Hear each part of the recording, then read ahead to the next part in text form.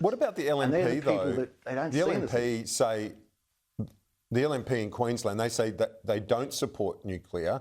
Jared Bligh, the Deputy Premier, yesterday said he doesn't support nuclear in Queensland.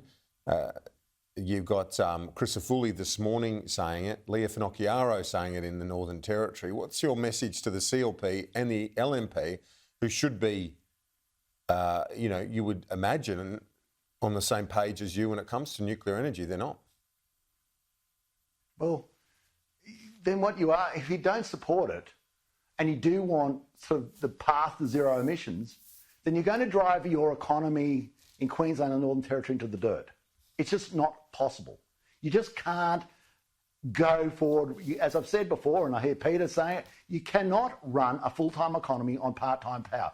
Your renewables are not renewable, okay? There's nothing renewable about them. They end up as landfill. They end up as, they swindle, capacity investment schemes, secret agreements that they get paid even if they produce power or not.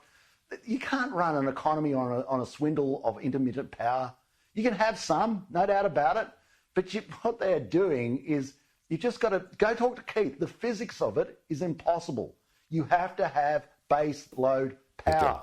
And if you're not going to use coal, then nuclear is the only place to go. Otherwise, start building massive dams up and down the East Coast. We can have hydroelectricity, but we're going to be building dams in every national park in Australia. I don't think that'll ever fly. So I just say that don't go to the podium and say, I will never believe in nuclear power, because what you're saying is that Finland must be off the head, China must be off the head, America must be off its head, Canada must be off its head, England must be off its head, France, even Ghana and Bangladesh are heading towards nuclear power. Uganda's heading towards it. The world's going in that direction. If you stand up and say, not me, I'm the only one in step in this parade, you just look like a goose. You've got to understand the world has moved on, and stopping nuclear power is a bit like banning mobile phones or banning fridges or, banning the car, because it's just where technology is, and we've got to catch up with the rest of the world. Otherwise, you will have nuclear power in the end. You can bet your life on it, but all the technology will be imported.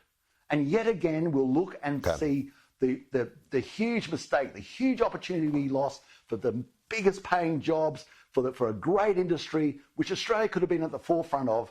But oh no! And by the way, with the lady saying, that's a hyperbolic approach to what happens around nuclear reactors.